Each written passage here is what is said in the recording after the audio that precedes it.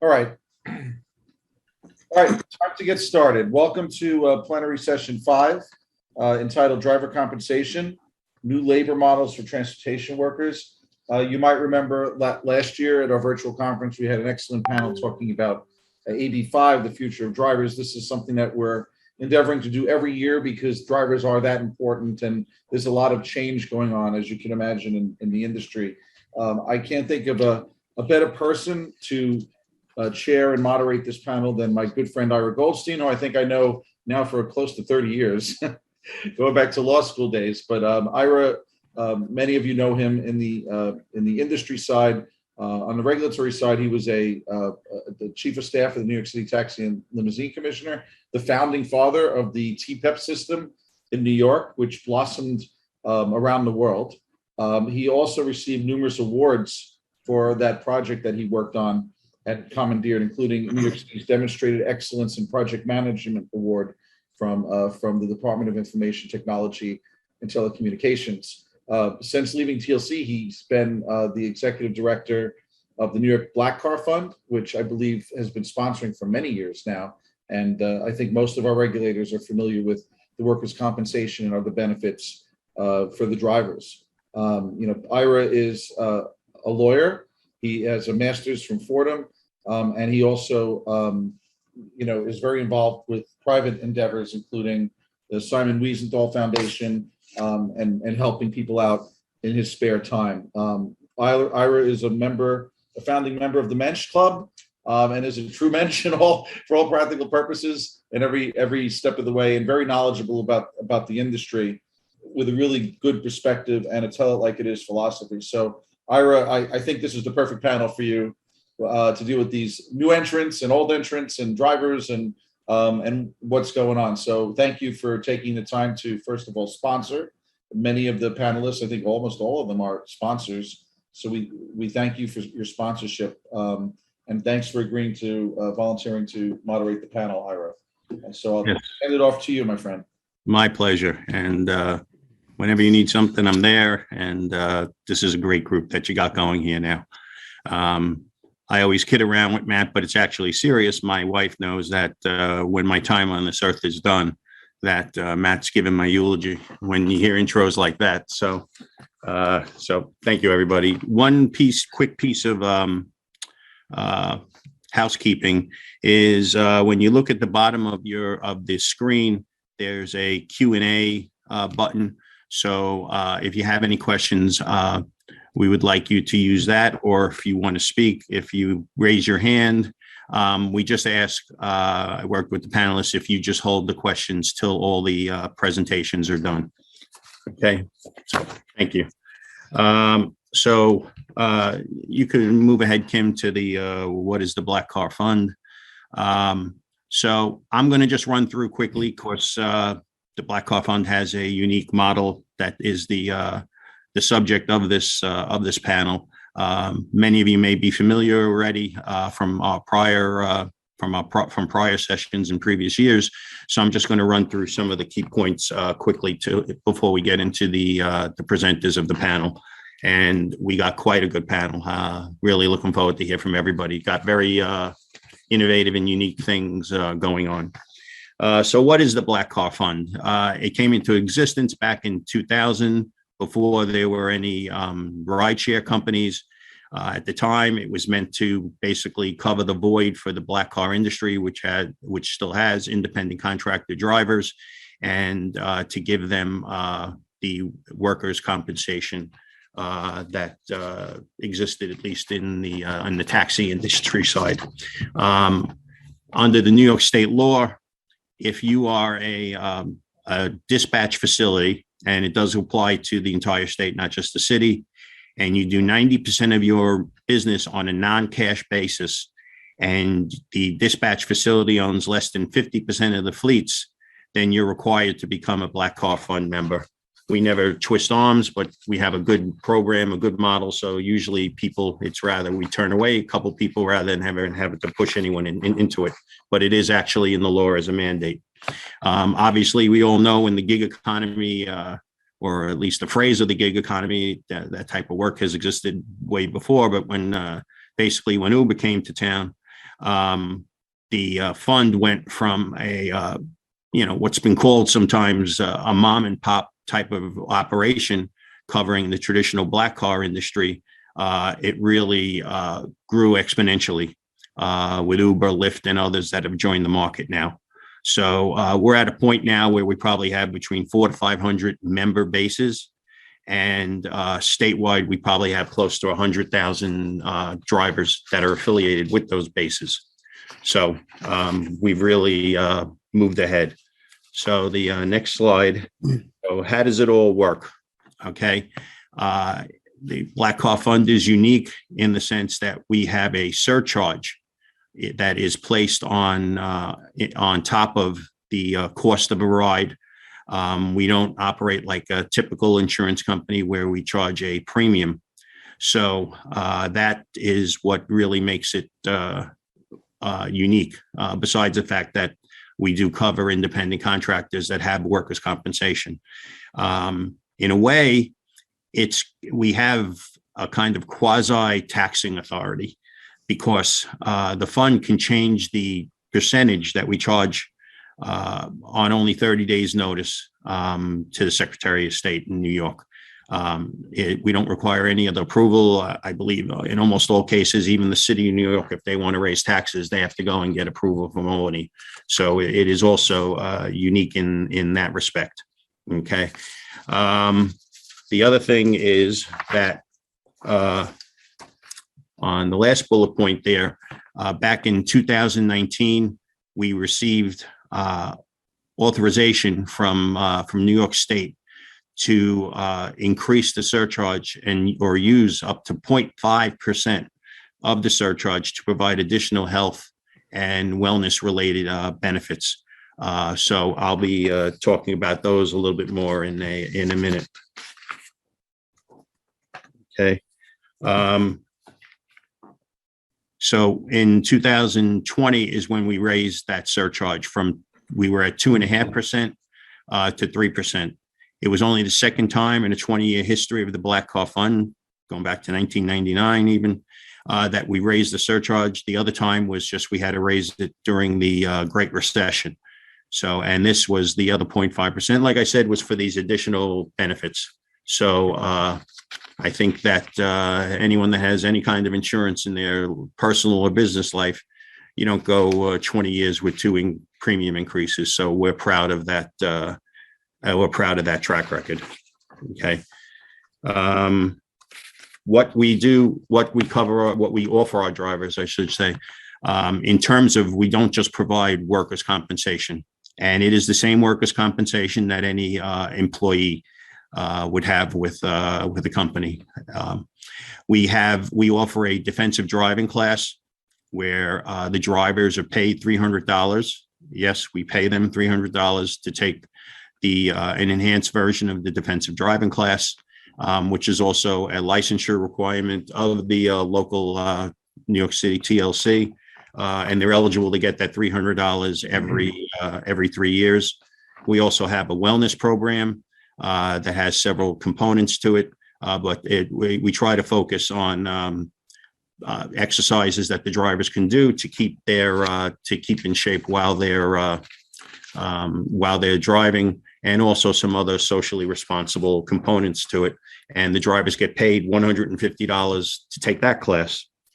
Okay. The next thing that we started a couple of years ago, in response to a truly tragic accident where a driver died, is the Black Car Fund pays the driver's family an additional $50,000 if the driver was working when he or she died.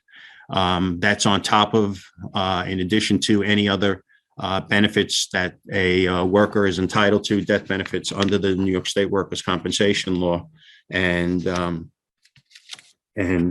think it doesn't happen very often, thank God, but I think it's one of our more appreciated benefits when it does have to be given to help families. Unfortunately, most of the drivers that it's happened with have left behind, most of them have left behind a wife and several children. So that extra money does come in handy.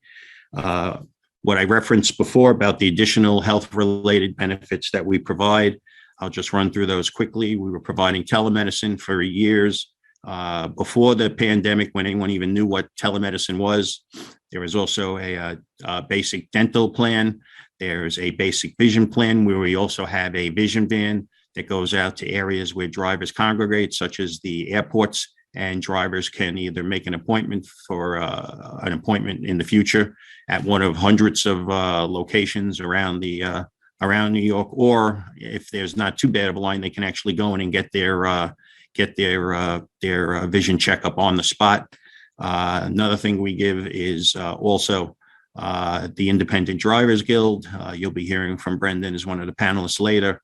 We started up with them a mental health and wellness program, which turned out to be very, very popular. It was in response to when there was the rash of drivers that had committed suicide some years back.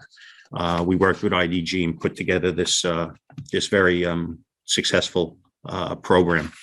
And the other thing you have there is that there's just some discounts on some other health-related benefits. So that concludes my presentation. Now we can get to the interesting people. So first up, we have Ahmed Atia. AJ, as he is known, is a successful serial entrepreneur with a passion for helping others overcome commercial barriers to success through cooperation. Since 1996, AJ's founded too many startups to list here. I would take up the whole session if I did that. So if you want to see some more, it's on his bio online. But a couple of key points I think everybody should know is that in the summer of 2019, AJ turned his attention to our industries and the delivery workers that we're dealing with. And after listening to the drivers and the delivery workers and engaging some of the bigger players in that market, he decided he was going to shake up things again and was concerned about the equity issues that existed between the drivers and the companies. And he founded the local drivers co-op to compete with the existing players in the delivery and the rideshare space. In December 2019, he and the local drivers co-op were invited to Capitol Hill to announce the Gig Is Up Act with a Congresswoman who's now Secretary of the Interior, and would require large corporations to recognize the gig workers as employees and provide them with full benefits. I'm looking forward to hear from AJ because the co-op model has been in existence for many years in the traditional black car market here in New York City. And he also looks pretty good in the tux. I saw a picture. So with that, AJ, I'd like to turn it over to you. All right. Well, thank you very much, Ira, for that great introduction. And I guess the best way to get into it is to tell you a little bit about our story and our journey that sort of got us to this point. We started out about 10 years ago, really focused on the issues facing small and medium-sized businesses, with large corporations like Walmart really crushing small and medium-sized businesses whenever they opened in whatever communities they had targeted. Within 18 months, upwards of about 200 small businesses would actually go bankrupt. And unfortunately, these are the small businesses that have been able to sustain most of our taxes.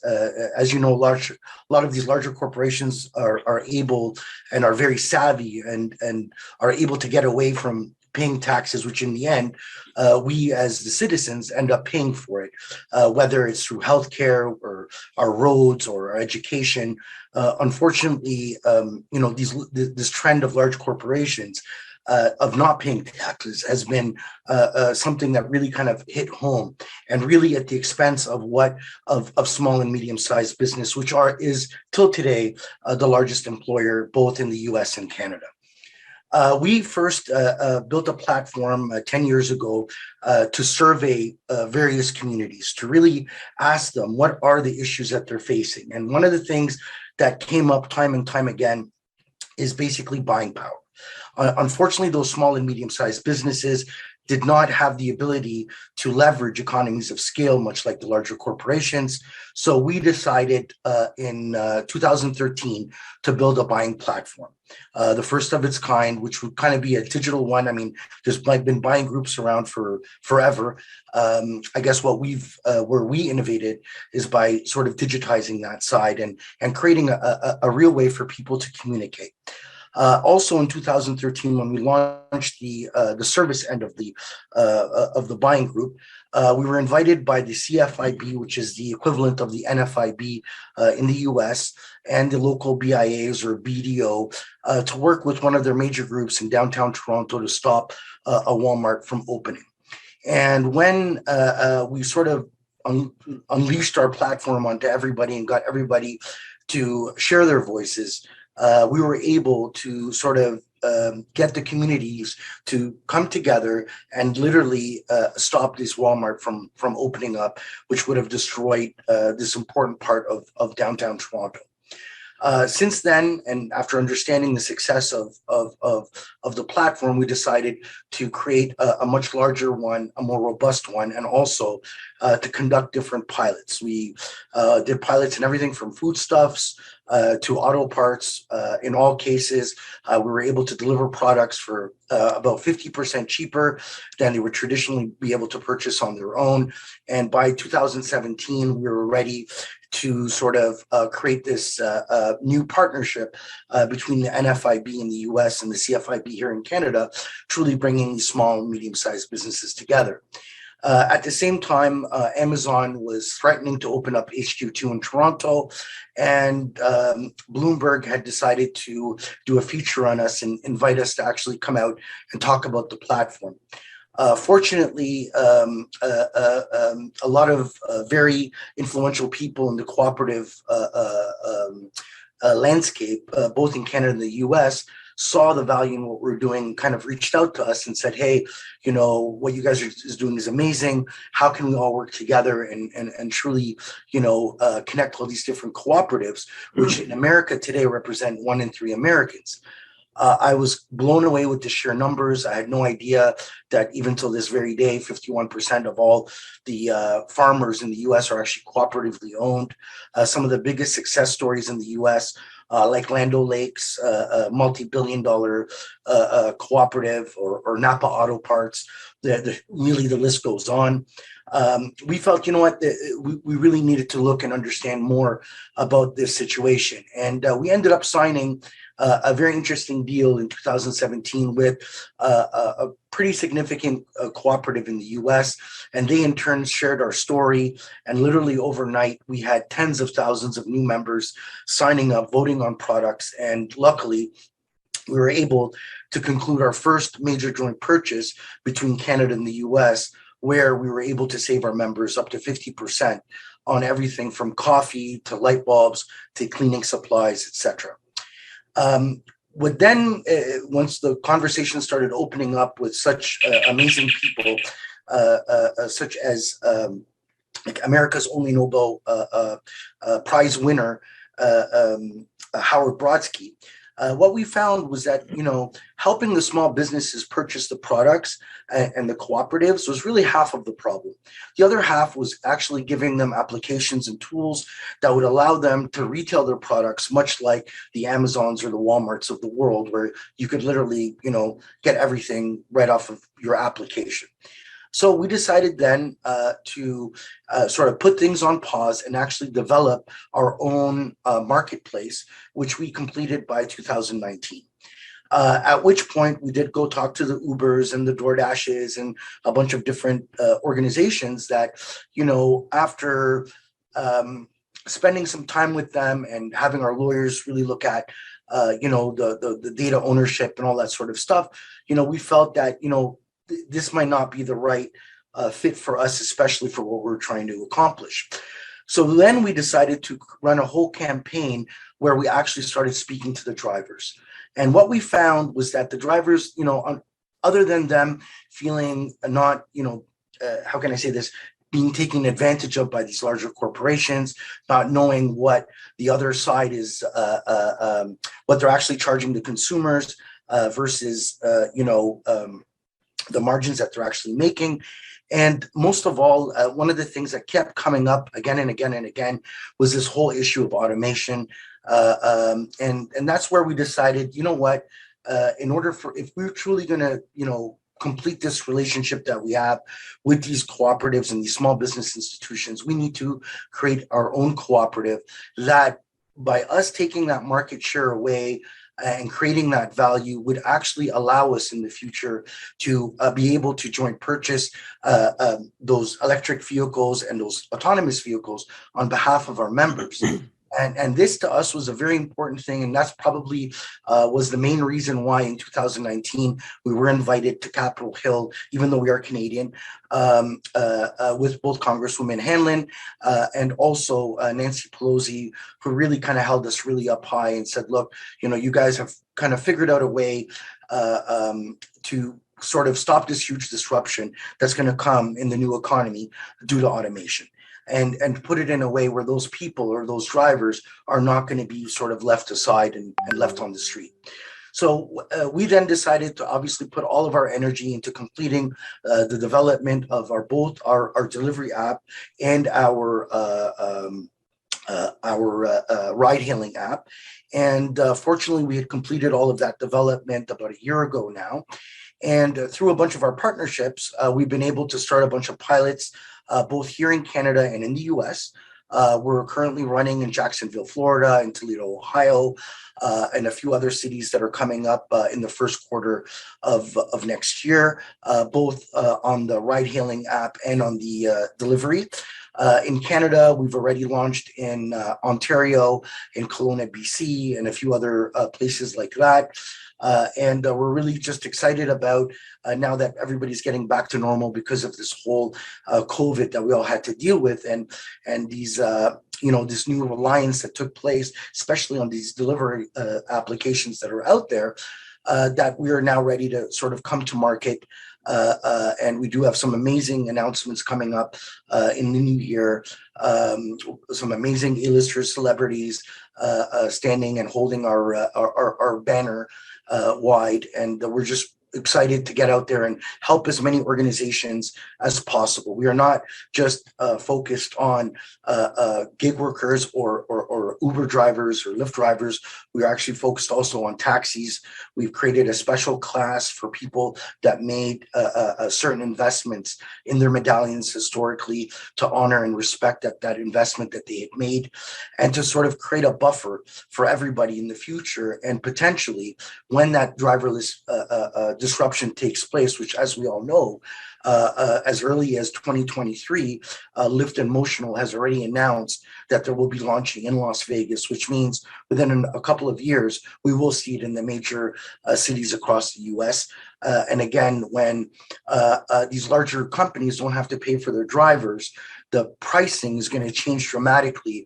And all of a sudden, anywhere where you have an actual gig worker or a taxi driver driving, they will lose their opportunity and to live and to have a proper lifestyle for their families. So we found it was very important to really focus on this right now, because when that disruption takes place, we don't want the million plus drivers in the US to be left on the street. We want them to have an opportunity. We want them to have ownership. We want them to have the ability to earn money in this new economy that's coming, and allow them to actually be able to look at other opportunities, whether it's through business or education, so that they can supplement and further grow their own revenues and do better and more for their families. We are very driver centric. I mean, it is a cooperative run by the people. We have capped the amount of drivers that we will have in every major city. And that's specifically so that our drivers can work a good 8 hours a day and make a great wage. And I guess that in a nutshell is the whole story. And I'd love to answer any questions that anybody has at the end.